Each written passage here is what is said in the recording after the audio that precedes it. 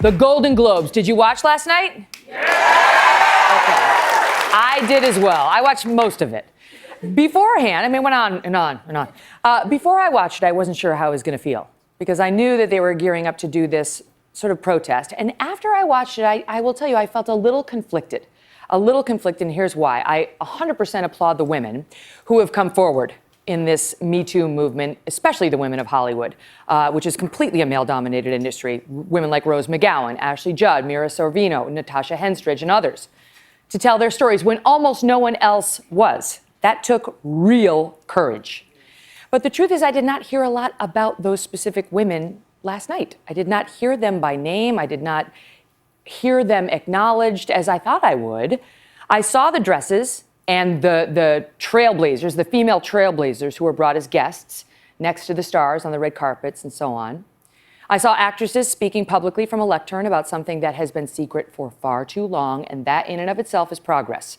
To be able to stand before the microphone and say aloud that there is this disparity is some progress.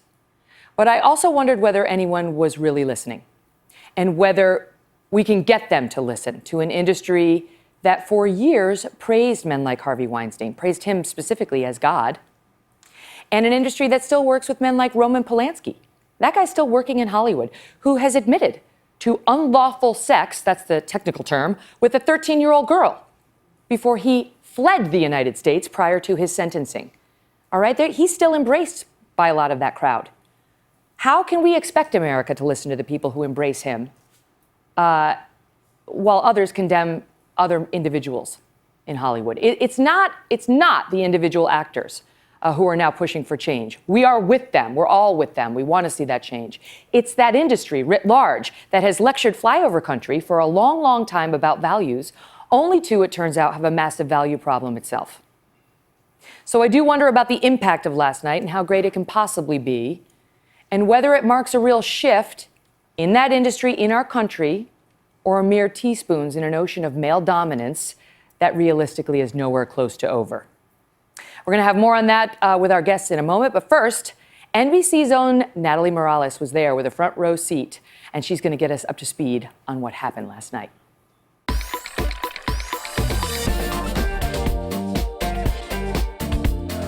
The Golden Globes is Hollywood's biggest party. I'm reclaiming my wine. Here we go. But this year, a twist. Celebrities using fashion to make a statement of solidarity, not just a statement of style. More than 300 stars walking the red carpet in all black, uniting against sexual harassment and assault. That theme continued throughout the night. Good evening, ladies and remaining gentlemen. Host Seth Meyers didn't hold back, taking aim at the scandal-tainted industry. For the male nominees in the room tonight, this is the first time in 3 months it won't be terrifying to hear your name read out loud. And the Golden Globe goes to Nicole Kidman! Kidman winning for her performance as a survivor of domestic abuse on Big Little Lies, And this is ours to share. Wow. raising her globe in the air and dedicating it to the power of women. Thank you for all of your Laura work Dern and love. also earned a Globe for Best Supporting Actress on the acclaimed HBO series. Many of us were taught not to tattle. It was a culture of silencing, and that was normalized. I urge all of us to not only support survivors and bystanders who are brave enough to tell their truth, but to promote restorative justice. The men in Hollywood using the night to make a statement, too. And of course, tonight, the big theme, everybody was recognizing you're wearing the Time's Up button. Yeah. It's a very different tone today, right? It is, yeah. It is. It's kind of cool. And we got some powerful women here, and I think it's really powerful that women are feeling like they can speak, and I think they should be heard, and I think it's time for everybody else to listen. An award show where films and television shows featuring strong women dominated. I want to thank everyone who broke their silence this year and spoke up about abuse and harassment. You are so brave. People out there who are feeling silenced by harassment, discrimination, abuse, time is up. We see you, we hear you, and we will tell your stories. Natalie Portman used the Best Director category to take a jab at the inequality that remains. And here are the all-male nominees. But by far, the most memorable moment of the night, Oprah Winfrey accepting the Cecil B. Demille Award for Lifetime Achievement. So I want all the girls watching here and now to know that a new day is on the horizon. And when that new day finally dawns, it will be because of a lot of magnificent women, many of whom are right here in this room tonight, and some pretty phenomenal men fighting hard to make sure that they become the leaders who take us to the time when nobody ever has to say, "Me too," again. Thank you. And Natalie joins me now. Natalie, so what happened after the Globes ended? How did people feel about the messaging that we heard throughout the night? Well, I think especially after that rousing speech from Oprah, everybody was on their feet, as you saw. But I think there was a recognition that the real work begins now. Yes, the blackout on the red carpet, the Time's Up movement now has this incredible platform from these celebrities. But there is real work to be done. And all of the celebrities acknowledged last night, we're in meetings behind closed doors. Our work begins now. The messy part really begins now. And change can be messy, and it's going to take time to really right the wrongs of the industry and all industries that have had to deal with this. It sure is. Natalie Morales, thank you. Joining us now with more, Melissa Rivers is here, along with Washington Post fashion critic Robin Givhan. Thank you both so much for being here. Hi.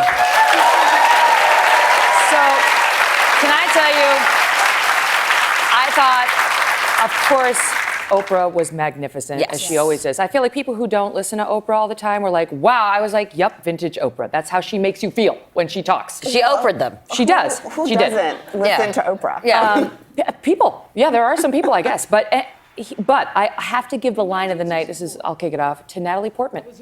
Natalie Portman calling out the fact that there were only male directors who were nominated. And I understand, okay, that's not necessarily a comment on the men.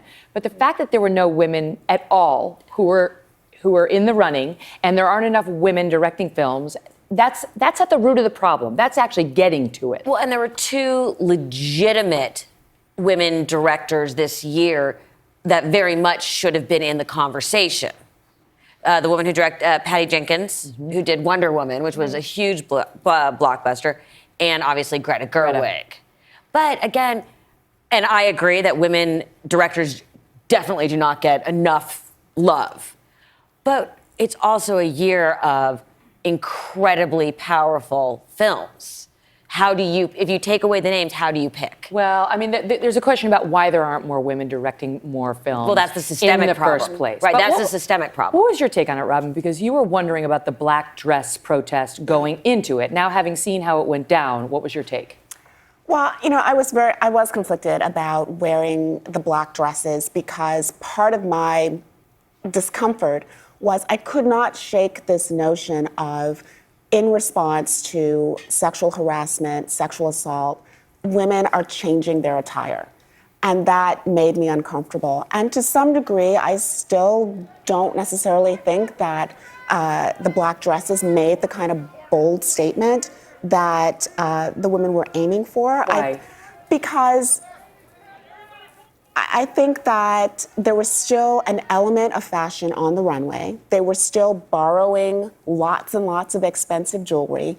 They were still borrowing dresses from designers. Or being paid to wear them. And those designers had to rework a dress that might have started out in yellow and make it over in black. So I don't think fashion was necessarily taken out of the story.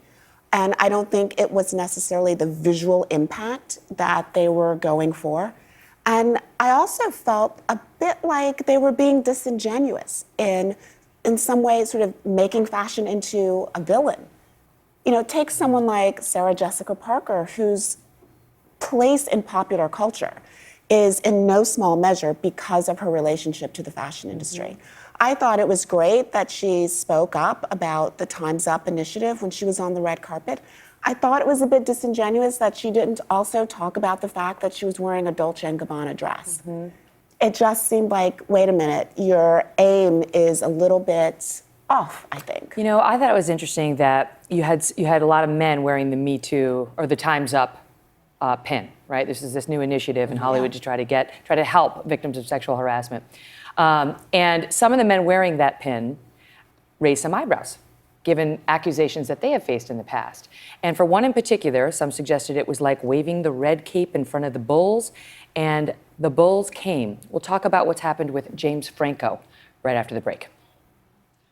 Hello, Today fans. Thanks for checking out our YouTube channel. Subscribe by clicking that button down there and click on any of the videos over here to watch the latest interviews, show highlights, and digital exclusives.